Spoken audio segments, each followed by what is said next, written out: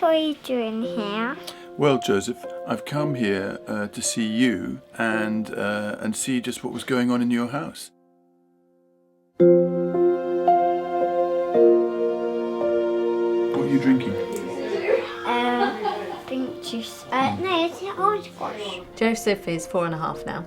He's got a neuromuscular genetic condition called spinal muscular atrophy type 2. 1, 2, 3. It's a condition that obviously affects his strength, so the nerves can't communicate with the muscles. So effectively, what happens is that his muscles are wasting away.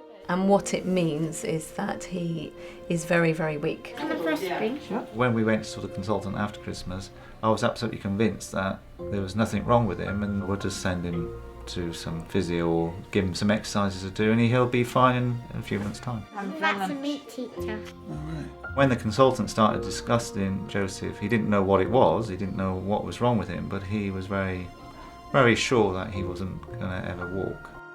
And then from that moment on, although you don't realise it at that time, your whole life has changed. One of the things with the weakness of the muscles is that it can affect his breathing.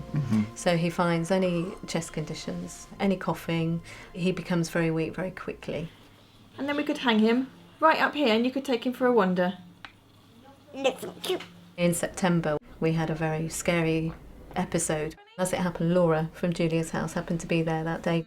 He woke up and he was breathing really, really heavily, very floppy, not himself. Immediately realised that his oxygen levels were going down and we needed to act quickly, so we got an ambulance out. So we put it on your head, don't we?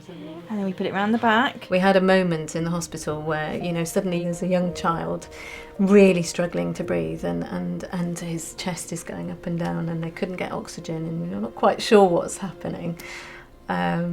And this consultant had been, they'd sent for this consultant and he came from intensive care. It's horrible. He just said, well, he's just not going to go on much longer like this, And it was one of those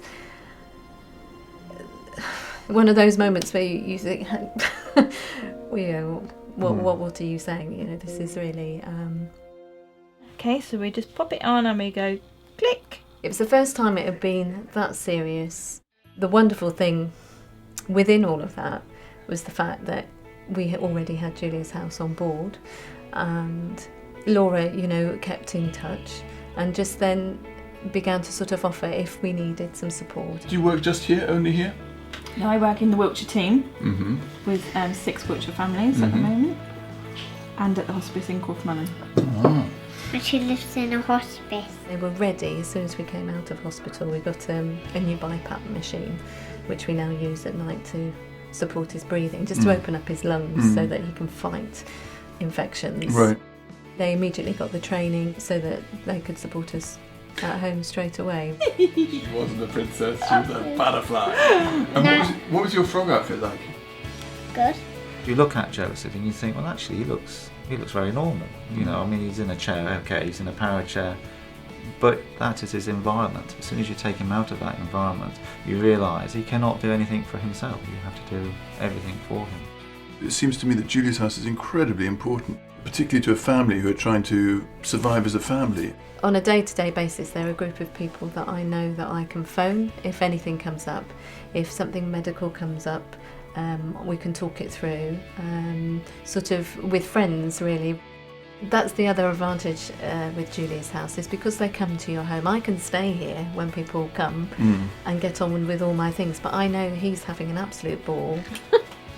What Julia's house offers is that safety net where we feel we can go out, we can relax, we don't have to worry, we know he's in good hands. They've got professional staff, and for us, well, it's worth more than money and anything, it's a real sort of life changer for us. Goodbye. Oh, goodbye.